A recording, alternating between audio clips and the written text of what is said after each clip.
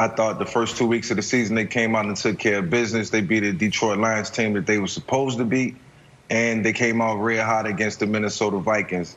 Aaron Rodgers said it about a month ago that they was flying under the radar, and I think that's the way they like it right now. You know, not a lot of expectations, and sometimes it's easier to play football when, you know, you're the underdogs and you don't have, you know, everybody barreling down on you and expecting a lot out of you. So you can kind of coast through your schedule and, you know, you can win the football games you're supposed to win. You win the tough ones and not have a lot of pressure on you. So I think, you know, that's the way they're going about their schedule right now. It's making the game a lot easier for them. And like I said, they've taken care of their business the way they're supposed to. So, you know, I don't know why they're underdogs. The offense looks fluent. Aaron Rodgers in year 2 looks a lot better. And even if Davante Adams don't play, I think it's enough guys stepping up where, you know, they can go out and they have a chance of winning the game. The running game is you know, very effective right now, and guys are playing their part. And Aaron Rodgers isn't being asked to do everything. So I think that's going to play a major part. Like I said, they took care of their business the first 2 weeks of the season, and I think they can go into New Orleans and come out with a big win. So New Orleans Saints, they didn't look good last week. And who knows what we're going to get out of Drew. I expect them to bounce back, but who knows? I think Aaron Rodgers is in mid-season form. Huh. See, finally, that's the Vick I know. I agree with you 100% there. I don't understand why they're the underdogs. Aaron Rodgers, I learned my lesson week 1. I'm sorry, Aaron. I went with the Vikings and I went with Cousins over Aaron Rodgers, and that was the dumbest thing. And after the game, I said to myself, throughout this year, I'm never betting against Aaron Rodgers unless they play the Seattle Seahawks, Russell Wilson, Big Ben, and the Steelers, right? Those are my teams to go to the Super Bowl, and I want that to be noted, okay? Put the date on that, September. Jenna.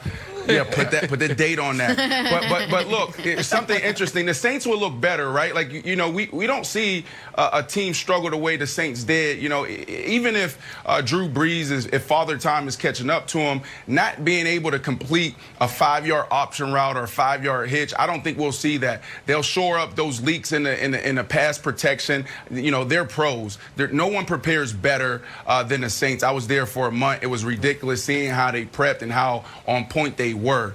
So I think we'll see a better team, but Aaron Rodgers is hot. Even without Davante Adams, something crucial to note here is this. Last year when Davante Adams went down with the toe, they struggled because the young receivers looked like young receivers, similar to what we're seeing in Philadelphia with Carson Wentz. He doesn't have Alshon Jeffrey. So what happens? These young receivers asked to step up, and they're playing like young receivers. They're playing bad. I don't think you're going to see that this game because these young receivers been making plays all year. So they'll be fine. Aaron Rodgers knows how to get the ball in his playmakers' hands. He knows how to spread it around. He's not Drew Brees where he's only looking for 41 and 13. So I expect Aaron Rodgers to come in here and light it up. To your point, Brandon, 5 Packers this year already have a touchdown catch. And to answer the question, why are the Saints favored? The answer is because if Drew Brees is starting and Sean Payton is the coach, the Saints are essentially always favored in the Superdome. I think since 2008, in games that Brees started, they've been underdogs at home 3 times. I think that's the number. Might be 2, might be 3. So they are always favored at home with the Payton-Brees combo. I think, though, that streak comes to an end here pretty quickly. Because looking into my old crystal ball wilds, I think the 2 big storylines Monday, one are LeBron James just made his 10th NBA Finals. Congrats to him. That'll be a story Monday. The other is there's a problem in New Orleans. And the problem is the 41-year-old quarterback looks like a 41-year-old quarterback. I think the most important player in this game, Wilds, could be Zadarius Smith, the Packers' outstanding free agent acquisition from a year ago. Brees did not look comfortable in the pocket in weeks 1 or 2. Anytime he got pressured, it was a lot of dinking and dunking, a lot of 3-step drops and out.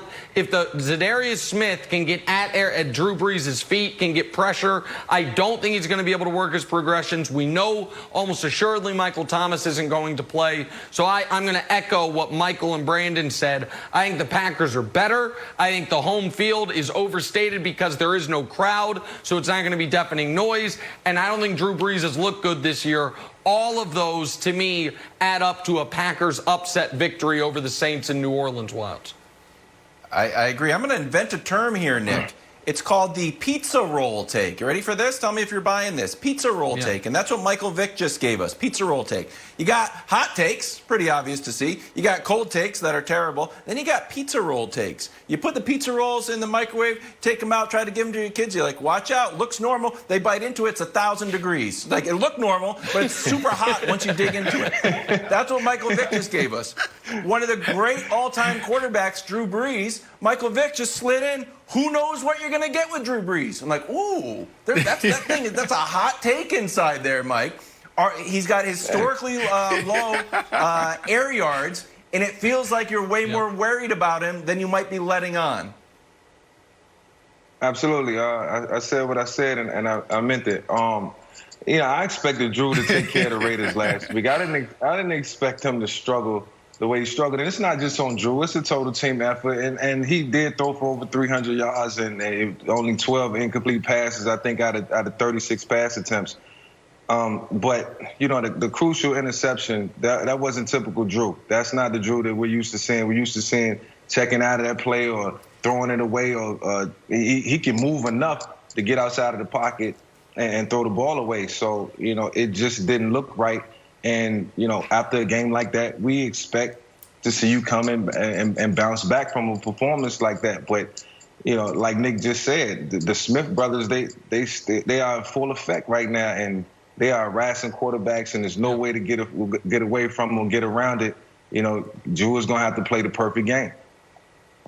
And Rashawn Gary, who was a top 15 pick a couple years ago, who didn't make much of an impact early, had a sack and a half last week and is showing up to the level they hoped he would in the front seven. And the other thing for the Packers, Brandon, is the Bears are 2-0. And folks can laugh at the Bears. I had the Bears being a playoff team before the year, winning double-digit games. That was when I thought they were going to go with Foles, but they ended up going with Trubisky. But the Bears' upcoming schedule is Atlanta, Indianapolis, Tampa, Carolina. I say that to say this. It is absolutely in play. The Bears are 5-1 or 6-0. So the Packers, every game is critical. And in a year where there's only one bye for the team with the best record in the conference, all of these games take on massive importance if you're an aspiring Super Bowl contender, which the Packers obviously are. And so, listen, the Saints are going to end up evening things out. They've got a very soft next 3 games after this one. But to Mike's point, I don't want to say they gave away, but they lost a game against the Raiders where they were 5-point favorites. I think they're going to lose this week, and I think they're going to have real questions, Jenna, about what Drew Brees can give them on a week-to-week basis moving forward. But, Brandon, I kind of want your take on this. So we talk so much about how we can draw grand conclusions after 1 week. After 2 weeks, you maybe are starting to see a trend. I mean, Tom Brady didn't look great in his first 2 games. These guys are in their 40s. Is there something to, without a preseason, without OTAs, even though he's been with the Saints for years and he knows this offense, is there something to giving the guy a couple weeks to get himself sort of warmed back up again? Or are you off Drew Brees sort of the way Michael and Nick are right now? I'm not off Drew Brees. Now, can he throw it down the field 50 times, 50 yards? Probably not. But can he complete those balls, those 5-yard option routes, those flares? Absolutely. I'm not off of him. I think really, where we see some trends start to pop up is week 3, week 4. You can't have a terrible first quarter of the season. You can't do that. Now, can you, split it 2 and 2? Yeah, you can possibly do that, and you can tweak some things, but you can't fall, in those first 4 weeks too bad, right? So when I look at this team, though, in this particular game, one thing that we're overlooking is Aaron Jones, the running back.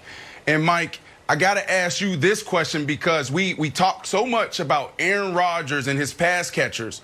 But when you had this in Philly, you guys, I mean, it seemed like every other day I'm turning on highlights and you're throwing a 50-yard bomb to D-Jack. But then you also was handing it off to Shady. So as a as a quarterback in a flow, red hot, throwing the ball, but then you can also hand the ball off, and that guy can go for 150 yards. What does that do for you as a quarterback?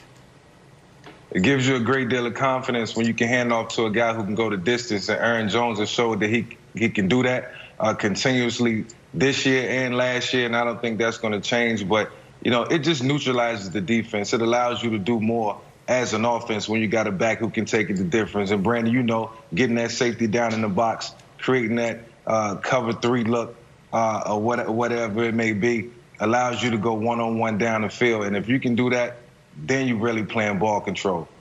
Thanks for watching. Subscribe here to get the latest from the show. Also, be sure to check out more of the best clips from First Things First, or go watch a few segments from our other shows on FS1.